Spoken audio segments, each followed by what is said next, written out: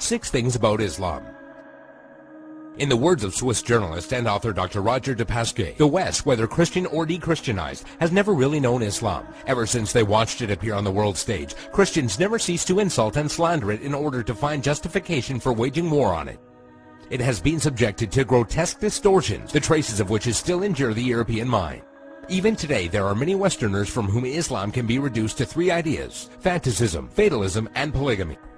Of course, there does exist a more cultivated public whose ideas about Islam are less deformed. There are still precious few who know that the word Islam signifies nothing other than submission to God. One symptom of the ignorance is the fact that the imagination of most Europeans, Allah refers to the divinity of the Muslims, not the God of the Christians and Jews. They are all surprised to hear, when one takes the trouble to explain things to them, that Allah means God, and that even Arab Christians know him by no other name.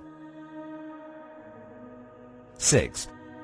Muslims and Jesus. Misconception: Muslims hate Jesus. There are many similarities between the historical reference of Christianity and Islam. Many people are amazed to find out that according to Muslim belief, Jesus is one of the greatest messengers of God. One cannot be a Muslim without believing the virgin birth and the many miracles of Jesus Christ. Jesus is also mentioned in many verses of the Quran and is often used as an example of good virtue and character. However, the main difference between Christianity and Islam is that the Muslims do not believe that Jesus was God. 5. Islamic Jihad. Misconception: Jihad means to fight for the sake of God.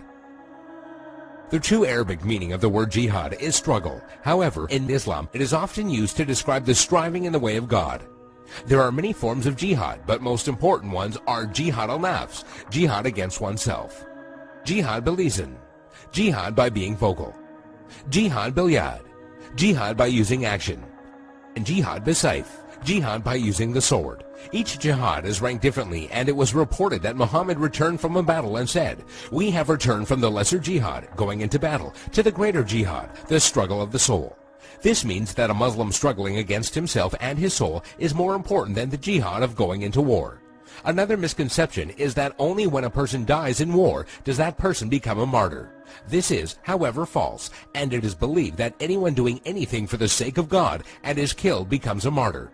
A person who dies while performing pilgrimage in Mecca, a woman who dies while giving birth, or even someone who dies in a car crash while he was on his way to the mosque are all considered martyrs. 4. Muslim savages. Misconception: Muslims are savages and barbaric during war. Quite the contrary. When it comes to the conduct of war, there are 8 rules that every Muslim army must obey. 1. Do not commit treachery. 2. Do not deviate from the right path. 3. Do not mutilate dead bodies. 4. Do not kill children. 5. Do not kill women. 6. Do not kill aged men.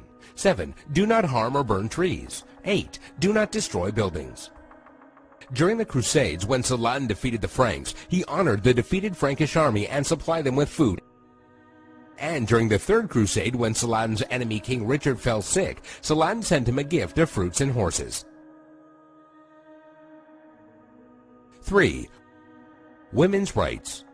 Misconception: Women have no rights. The image of a woman wearing a veil from head to toe, a woman who gets unfair justice, or a woman who is not allowed to drive is an all too familiar notion when it comes to women treatment in Islam. And while there are Muslim countries in the world that do implement many harsh rulings against women, this should not be portrayed as Islamic law. Many of these countries have cultural differences that go against the teachings of Islam. It should be noted that during pre-Islam Arabia, women were used for fornication only and had no independence. The birth of a daughter in a family was considered humiliating, and the practice of female infanticide was uncontrolled. When Islam came back to being, verses in the Quran condemned the practice of female infanticide. Islam gave back many human rights to the women, and Muhammad was even reported saying that women are the twin halves of men. A Muslim woman is allowed to reject and accept any suitor for marriage and has the right to seek divorce. There is nothing in Islam that forbids a Muslim woman from exiting her house and is allowed to drive. Also, in regards to education, a woman is obligated to seek knowledge, and it is considered a sin if she refuses. 2. By the sword. Misconception: Islam was spread by the sword. Historian Delasio Leary states, "History makes it clear, however, that the legend of fanatical Muslims sweeping through the world and forcing Islam at the point of the sword upon conquered races is one of the most fantastically absurd myths that historians have ever repeated.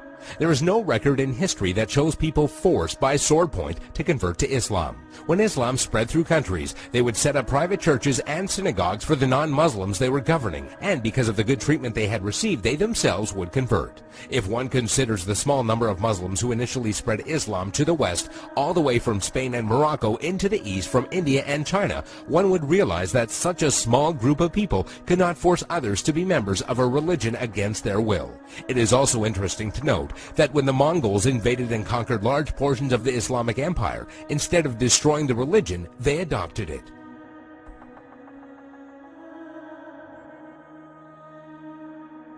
One, Islamic terrorism. Misconception: Muslims are terrorists. This is by far the biggest misconception of Islam, given unfairly by stereotyping and the public image that the media gives. Has anyone else noticed how when a specific group of people attack another group of people, it is labeled as a hate crime, but when a Muslim opens fire on anybody, it is quickly regarded as terrorism? Many political dictators and officials or extremist groups use the name of Islam as a strategy to garner followers and attention when many of their practices go against the true basis of Islam. The media has also portrayed Islam as a cult or a club where if you join you become a terrorist, and that is now part of your agenda. However, all over the world people practice Islam in the true form and use it as a way of life.